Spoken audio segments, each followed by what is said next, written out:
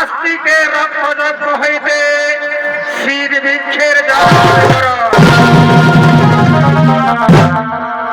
আস্তিকের রক্তযজ্ঞ শীত বৃক্ষের জন্ম। একদিন ব্রহ্মদেব বিষ্ণুদেব দেবাদিদেব বাবা মহাদেব মনের আনন্দে কৈলাস পর্বতে আগমন করবে।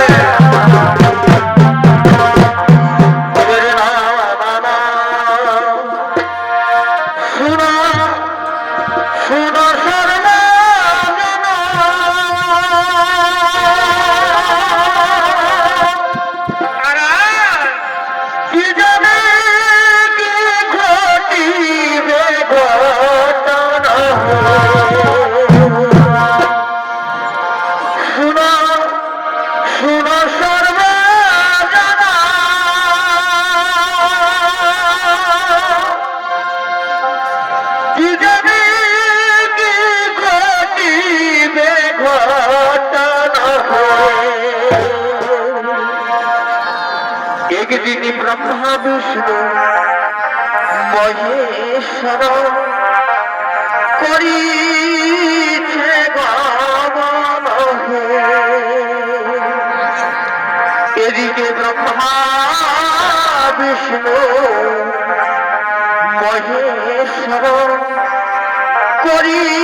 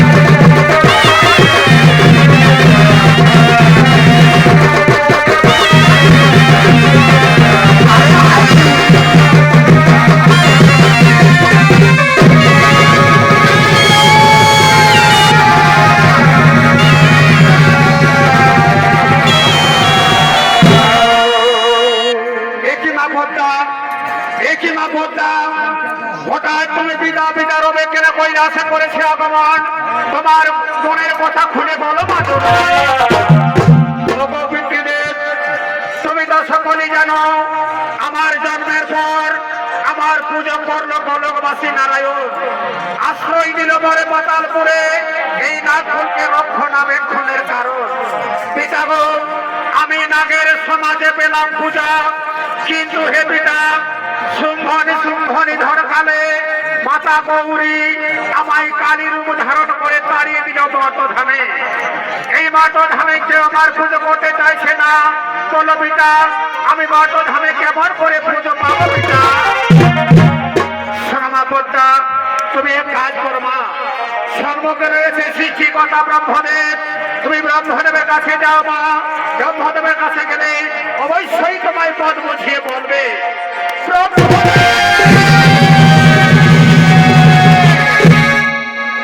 পদ্মা সঙ্গে নেতা সখী, বলো মা তোমরা কেন ব্রহ্মলোকে করেছো আগমন? সৃষ্টিকর্তা, আপনি আমায় কৃপা করে বলে দিন প্রভু, এই মঠধামের মানব আমার কেউ পুজো করতে চাইছে না, আমি মঠধামে কেমন করে পুজো পাবো? আপনি আমায় কৃপা করে বলে দিন প্রভু। সোনামাপদ্মা, আমি ব্রহ্মদেব, আমি পৃথিবীতে জীবের সৃষ্টির ভাগ নিয়েছি, আমি সব সময় সৃষ্টির কাজে ব্যস্ত আছি। তুমি পালন কর্তা বিষ্ণুদেবের কাছে যাও মা। বিষ্ণু দেবতার কাছে গেলে অবশ্যই তোমায় পথ বুঝিয়ে বলবে।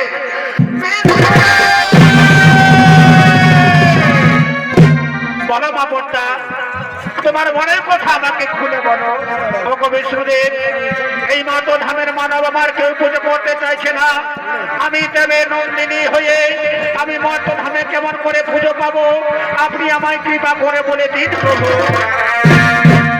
সোনামা পদ্মা, এই মঠধামে দেবী বলে স্বীকৃতি তুমি পেতে চাও, তাহলে তোমায় একটি কঠিন পরীক্ষা দিতে হবে মা। ওগো এমন, আপনি আমায় যা পরীক্ষা নেবেন দিন, কিন্তু কৃপা করে বলুন প্রভু, আমি কোন পরীক্ষা দিলে পরে এই মঠধামে দেবতা বলে পরিগণিত হতে পারবো?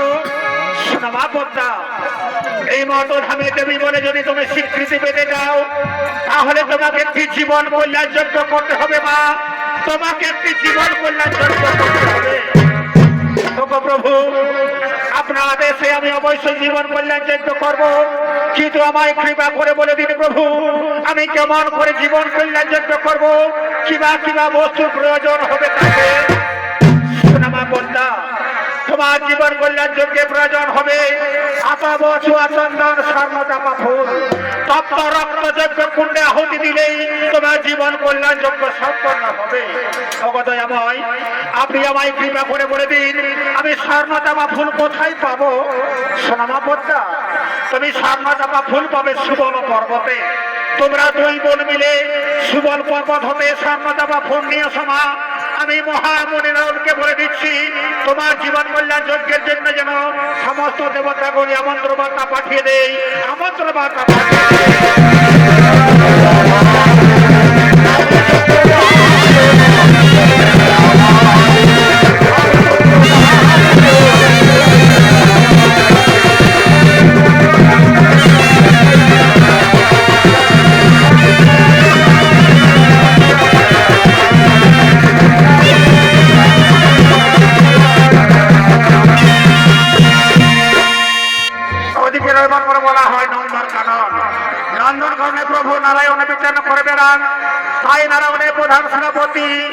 নারায়ণের প্রধান সেনাপতি গরুর পক্ষী তার রক্ষী হয়ে আগমন করছে।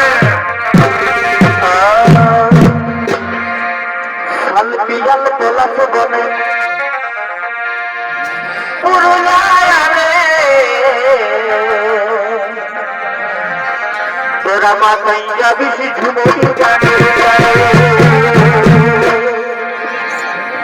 ওরে তোর দাই গেল রে ছৌমুখুশ পাবি রে মাতাইয়া বেশি বাউল গানে গানে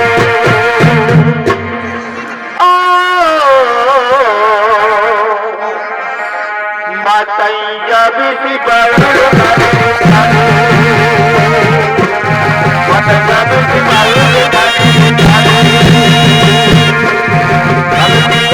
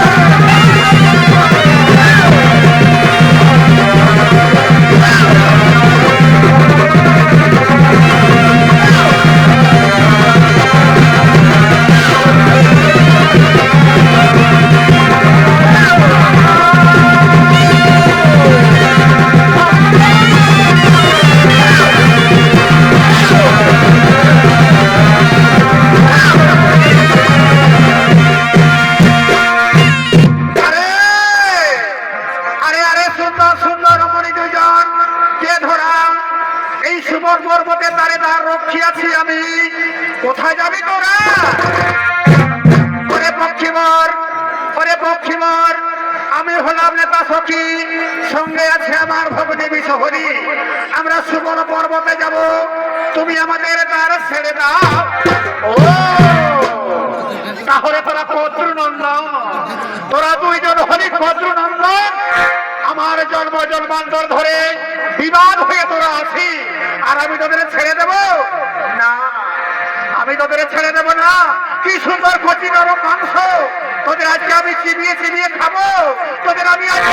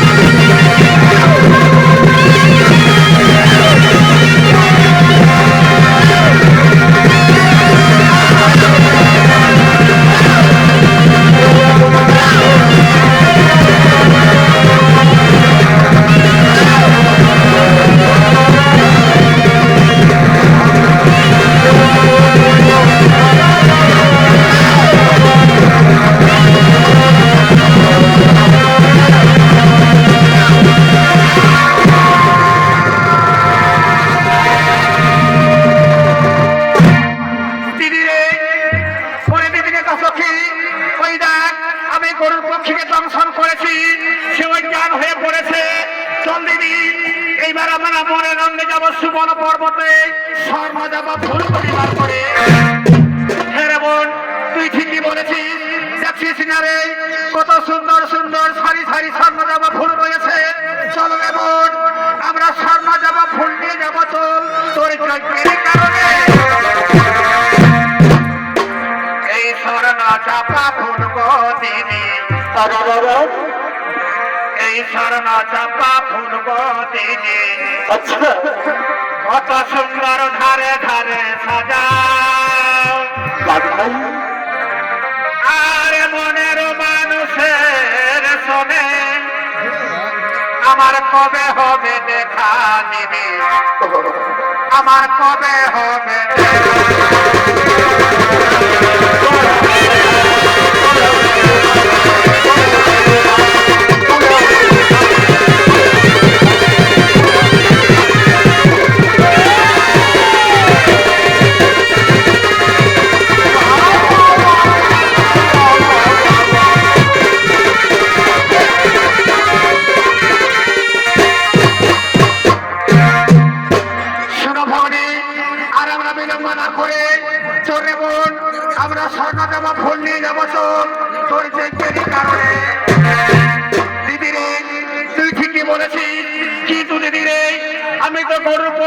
কারণে দংশন করেছি। আমি গরুর পক্ষীকে দেহ হইতে বিষ শোষণ করে নেব।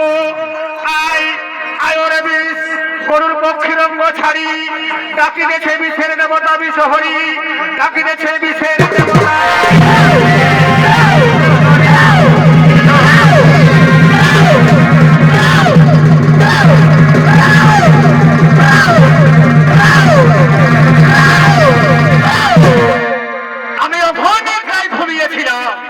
কিন্তু কোথায় গেল সে নারী দুজন? সুবন পর্বতে যায়নি তো, দেখি দেখি নারী দুজন কোথায় গেল? ওরে নারী,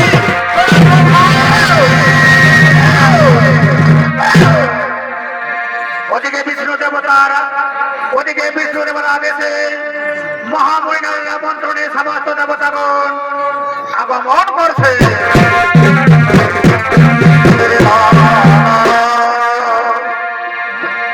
তুমি আমি তুমি না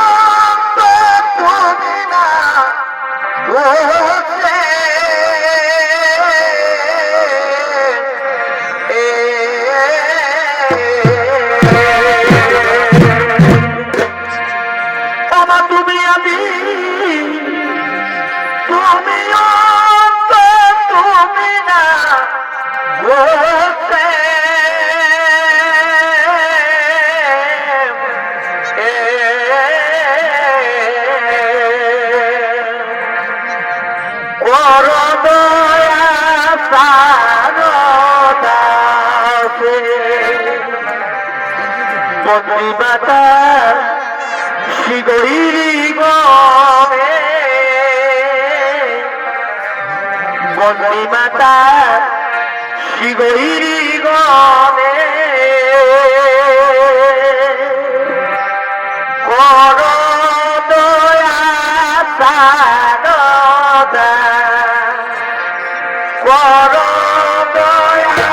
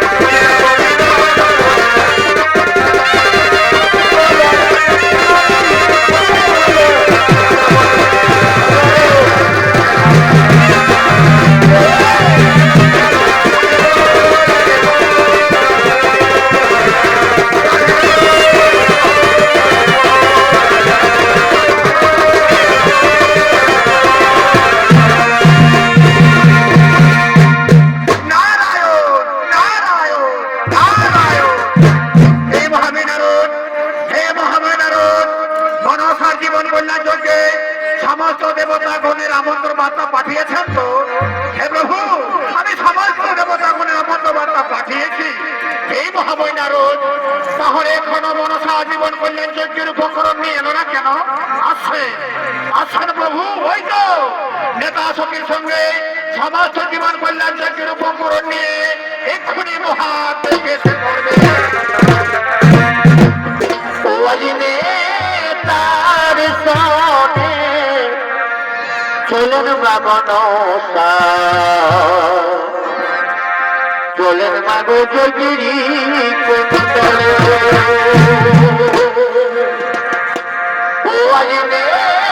তার সনে চলেন মাগনসা,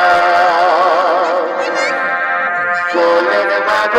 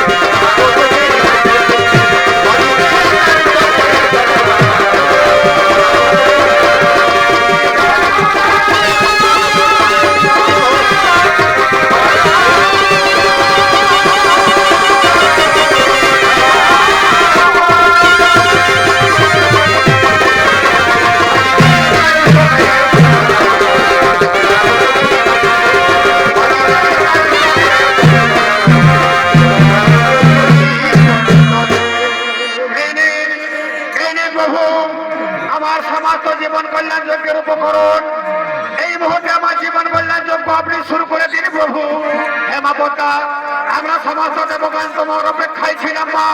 এই মুহূর্তে তোমার জীবন কল্যাণ যজ্ঞ আমি সম্পন্ন করব।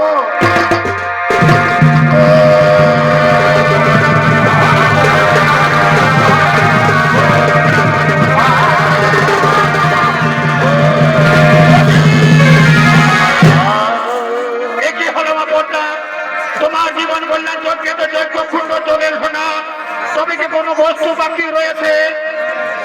সঙ্গে সঙ্গে বিষ্ণু দেবতা বলেছে, হ্যাঁ মা বোনটা, আমি তোমায় বলেছিলাম মা, ওই তোমার জীবন কল্যাণ মহাযজ্ঞে তপ্ত রক্ত প্রদান করতে হবে। তখন বিষ্ণুদেব, আমি যখন প্রতিজ্ঞা করেছি অবশ্যই তা করিব পূরণ। আমি এই মুহূর্তে আমার বক্ষ ছিঁড়ে আমি জীবন কল্যাণ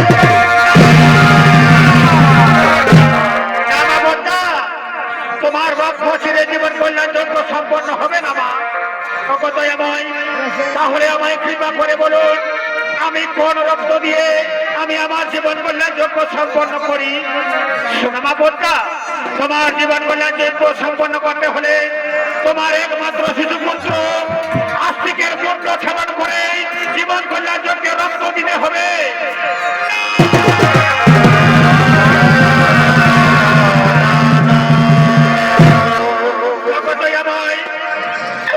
একই কথা শোনালেন প্রভু, আমার একমাত্র শিশু সন্তানের পুণ্য ছেদন করে জীবন কল্যাণ যজ্ঞে। না প্রভু, আমি পারবো না প্রভু, আমি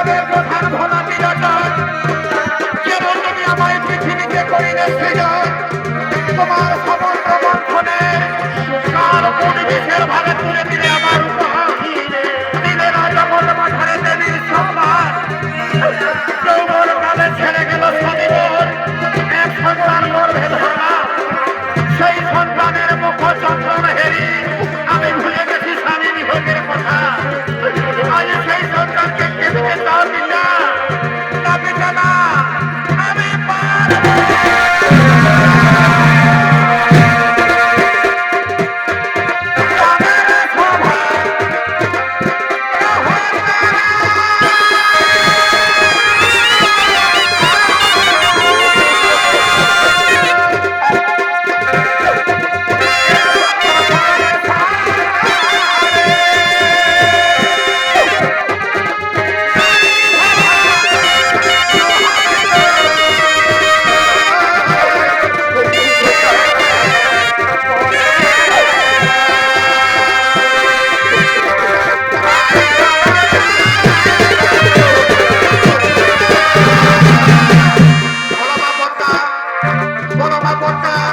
তুমি যে প্রতিজ্ঞা করেছো তুমি সেই প্রতিজ্ঞা পূরণ করতে পারবে কি পারবে না মা?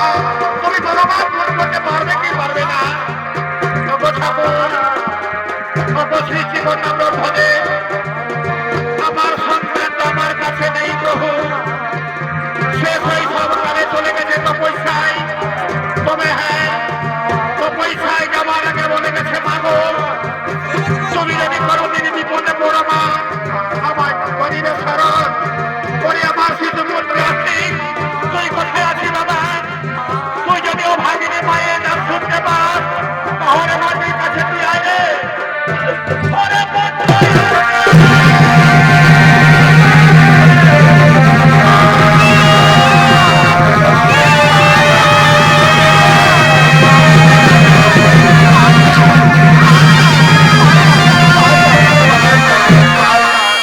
মাগো, আমি মহাপ্রপয়সায় মগ্ন ছিলাম মা, হঠাৎ করে শুনতে পাই মায়ের কন্যার্তনাদ বড় বাজনে, তুমি আমায় কেন অসময়ে রয়েছ স্মরণ, তোমার মনের কথা আমায় বলে বলো না।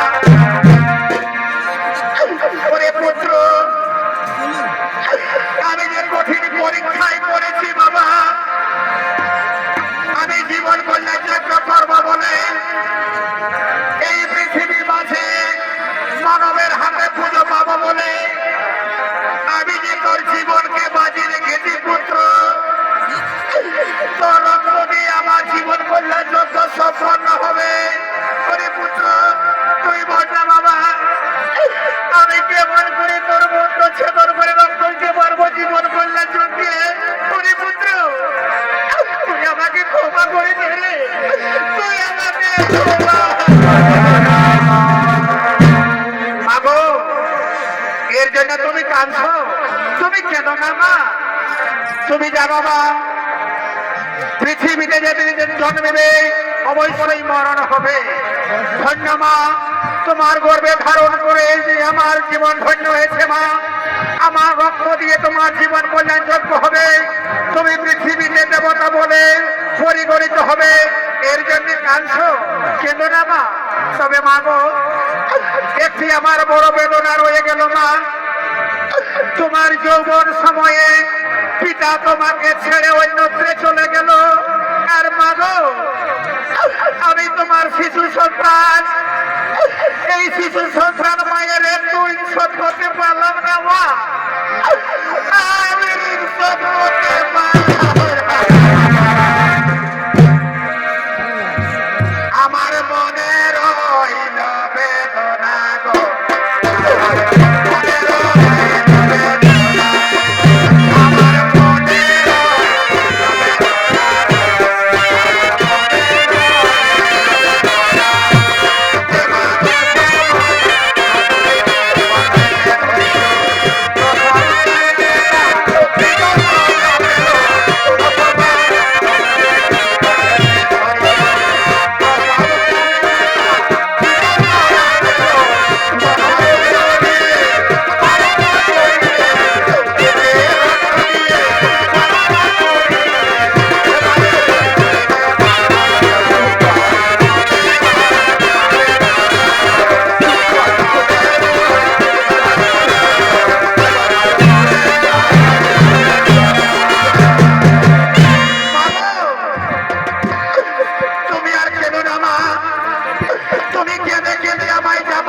বিছল করে দিও না মা, তুমি আর পেতো না।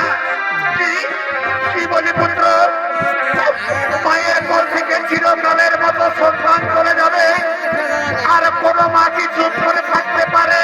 তুই বলতে পারিস বাবা, কোনো মা সন্তানকে চুপ করে থাকতে পারে? হে মা, আমি শাস্ত্রে শুনেছি না, আমি শাস্ত্রে শুনেছি এই মায়ের কাঁদন যাবত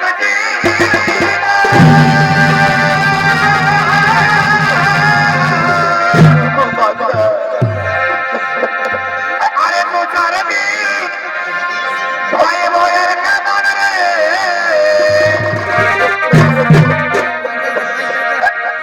এই ঘরের পরিবারের কাঁদন তুই একদিন বয়ে থাকে না। আবার গর্ভধারী দিবা জগৎ জননী মা, দুঃখের দরদি আমার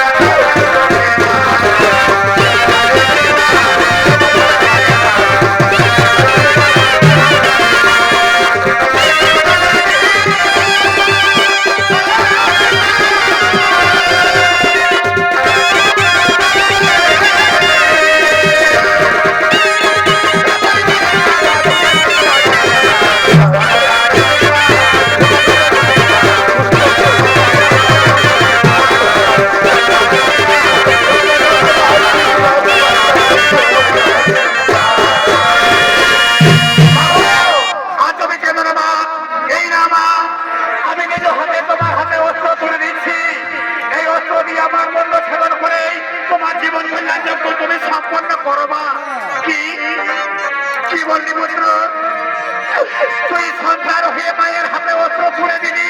ওরে, এই পৃথিবীর নারী জাতি আমাকে কি বলবে? আমি মা নই, আমি মা নামের বিশ্বাসী। তবে হ্যাঁ, আমি যখন প্রতিজ্ঞা করেছি রক্ত চাই রক্ত, এই তো আমার পিছনে অস্ত্র করেছে, আমার নিজ সন্তানকে আমি নিজ হাতে করলাম।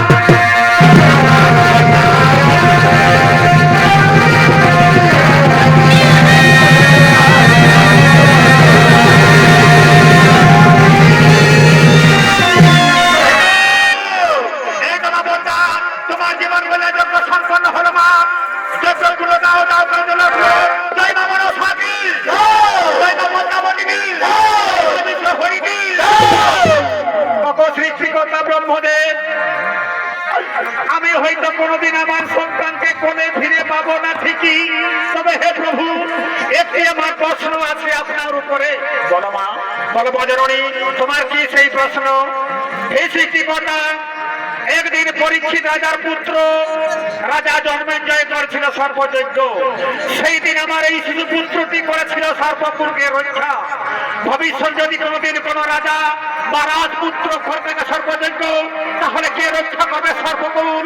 মুছে যাবে তোমার সৃষ্টিকর্তা কশ্যপ খরণী গোত্রনন্দের নাম। সঙ্গে সঙ্গে বিষ্ণু দেবতা বলছেন, হে ব্রহ্মদেব, হে ব্রহ্মদেব, পদ্মা ঠিক কোথায় বলেছে, আস্তিক কেমনে প্রয়োজন আছে, আস্তিকের পুনর্জীবন আপনি দান করুন প্রভু।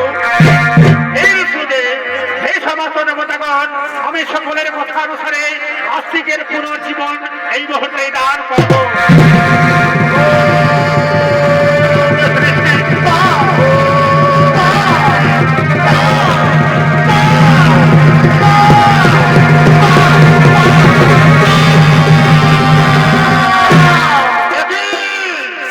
একই হলো দেবাদিদেব মহাদেব, একই হলো দেবাদিদেব মহাদেব। যজ্ঞকুণ্ড হতে হঠাৎ করে বৃক্ষের জন্ম হলো। বলো বলো মহাদেব, এই বৃক্ষের বিবরণ শোনো ব্রহ্মদেব, শোনো সমস্ত দেবতাগণ। আস্তিকের রক্ত পড়লে যজ্ঞকুণ্ডে, আস্তিকের রক্ত হতে জন্ম হলো এই বৃক্ষে। সাপের ফোনার মতো পাতা, ত্রিনয়ন অঙ্গে কাটা, সারা অঙ্গে দুধে ভরা। দুগ্ধ বৈশ্য বালকের রক্ত হতেই বৃক্ষের জন্ম হলো, তাই এই বৃক্ষের নাম হলো সিদ্ধ বৃক্ষ। মনসা যেদিন পৃথিবীতে ভক্তের হাতে পুজো পাবে, সেই দিন এই সিদ্ধ বৃক্ষ পাবে। তার সঙ্গে পূজা। এই শীত বৃক্ষ ছাড়া মনসা পূজা হবে না সম্পন্ন। এই শীত বৃক্ষ ছাড়া মনসা পূজা হবে না সম্পন্ন। তাই জল সমস্ত দেবতাগণ আমরা মনসার গুণগান করতে করতে নিজ নিজ আলয়ে করিব। জয় জয় রাম